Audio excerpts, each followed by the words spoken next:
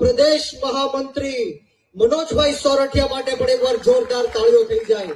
એવા જ સૌરાષ્ટ્ર ઝોનના ઇન્ચાર્જ રાજુભાઈ બોરખત્રિયા, એવા ક્રાંતિકારી યુવાન જેમણે બોટાદની અંદર કડતા કાંડમાં જેલમાં રહીને પણ જે તાકાત દેખાડી છે, પાર્ટીને આગળ વધારવાની જે જવાબદારી લીધી છે, એવા રાજુભાઈ બોરખત્રિયા માટે પણ એકવાર જોરદાર તાળીઓ થઈ જાય।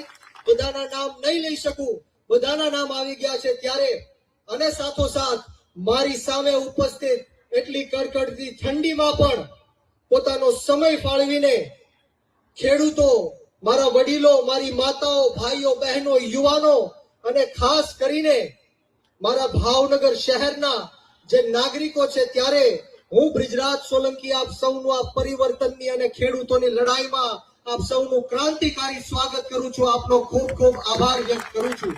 દોસ્તો, આજે આપણા આમ આદમી પાર્ટી ગુજરાત પ્રદેશ અધ્યક્ષ ઈસુદાનભાઈ ગઢવીજીનો જન્મદિવસ છે ત્યારે એકવાર જોરદાર તાળીઓથી એમને આપણે જન્મદિવસની શુભેચ્છા સાથે શુભકામનાઓ પાઠવીએ છીએ અને ખોડિયાર માતાજીને એટલી જ પ્રાર્થના કરીએ છીએ કે ઈસુદાનભાઈ ગઢવીજીના જીવનમાં સુખ, શાંતિ અને સમૃદ્ધિ નો આપે, સુખ, શાંતિ અને સમૃદ્ધિ નો આપે, પરંતુ આ ભ્રષ્ટાચારી ભારતીય જનતા પાર્ટીની સામે લડવા માટે હિંમત, તાકાત અને સાહસ પૂરી પાડે એવી આપણે સૌ ઈસુદાનભાઈ ગઢવીજીને શુભકામનાઓ પાઠવીએ છીએ।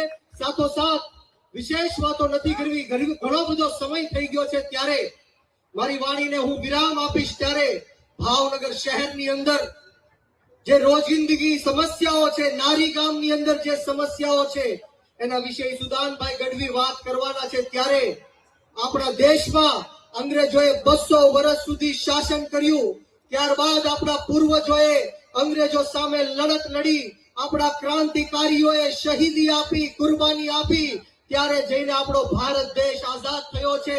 અને દેશ આઝાદ થયા બાદ ડોક્ટર બાબા સાહેબ ભીમરાવ આંબેડકરે જે આપણને સંવિધાન આપ્યું, એમાં સમાનતાની વાત કરવામાં આવી, એમાં ધર્મ નિરપેક્ષતાની વાત કરવામાં આવી, પરંતુ આજે જ્યારે આપણે જોઈએ છીએ કે આ ભ્રષ્ટાચારી ભારતીય જનતા પાર્ટીએ 2 કાયદાઓ બનાવી નાખ્યા છે।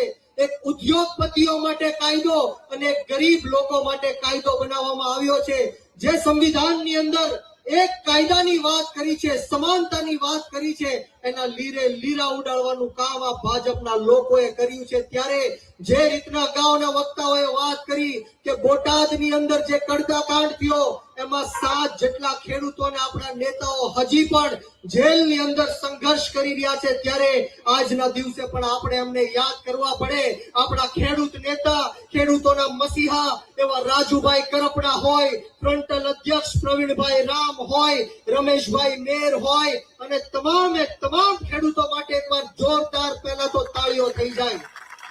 જે રીતના અન્યાય અને અત્યાચાર બોટાદની અંદર હળદળ ગામમાં ખેડૂતો સાથે કરવામાં આવ્યો છે, જે રીતના અંગ્રેજોની ગુલામી કરતા કરતા પોલીસ મિત્રોએ જલિયાવાલા બાગમાં ચારેય તરફથી ભારત દેશના લોકોને ઘેરીને જે અંધાધૂંધ ગોળીબાર કર્યો અને અનેક ભારતીયો શહીદ થયા, એવી જ રીતના બોટાદની અંદર હળદળ કાંડમાં આપણા ખેડૂતોને ચારેય બાજુથી ઘેરીને આ ભ્રષ્ટ ભાજપના ઈશારે આ પોલીસ તંત્રએ અંધાધૂંધ આપની ઉપર લાઠીચાર્જ કરવામાં આવ્યો, ટીયર ગેસના સેલો છોડવામાં આવ્યા, તમામ પ્રકારના અત્યાચાર અને અન્યાયો કરવામાં આવ્યા। ઘરમાં ઘૂસીને દરવાજાઓ તોડીને માતાઓ, બહેનો ઉપર જે દમન ગુજારવામાં આવ્યું છે એ આપણે સૌએ જોયું છે। ત્યારે આપણે સૌએ આવનારા દિવસોમાં નાત, જાત, ભેદભાવ, ભાષા, ધર્મ, જ્ઞાતિ, જાતિ બધું જ ભૂલીને આમ આદમી પાર્ટીને સમર્થન આપવાનું છે, આમ આદમી પાર્ટીમાં જોડાવાનું છે। આવનારી જે જિલ્લા પંચાયત અને તાલુકા પંચાયતની ચૂંટણીઓ આવે છે ત્યારે આપણે સૌએ આમ આદમી પાર્ટીનું ઝાડુનું નિશાન, ઝાડુનું બટન દબાવીને આમ આદમી પાર્ટીને આગળ લઈ જવાની છે।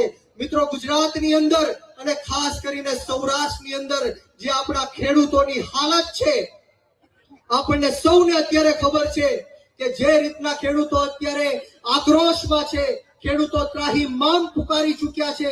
શા માટે ઈશુદાનભાઈ બોલે છે? શા માટે મનોજભાઈ બોલે છે?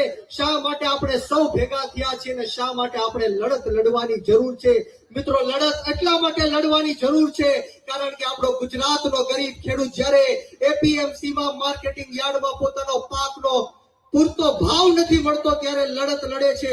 સિંચાઈના પાણી માટે ઠોકરો ખાય છે ત્યારે આપણને થાય કે આ સંવિધાનનું જે મહત્વ છે ક્યાંક ને ક્યાંક ઘટી રહ્યું છે. ત્યારે હું સમયનું દાન દઉં છું કારણ કે 5 વાગ્યાનો સમય હતો અને કદાચ 3 કલાક વીતી ચૂકી છે. ત્યારે આપ સૌને એટલી જ વિનંતી અને એટલી જ આશા સાથે કે આવનારા દિવસોમાં આપણે અરવિંદ કેજરીવાલ સાહેબની આંગળી પકડીને આગળ ચાલવાનું છે. ઈશુદાનભાઈ ગઢવીજીના નેતૃત્વમાં ગુજરાતના 54 લાખ ખેડૂતોનું દેવું માફ થાય, ખેતરે ખેતરે સિંચાઈનું પાણી પહોંચે, એમએસપી કાયદો બનાવવામાં આવે, કૃષિ પંચ અને લાંબા ગાળાની કૃષિ નીતિઓ બનાવવામાં આવે, 24 કલાક મફતમાં ખેડૂતોને વીજળી આપવામાં આવે.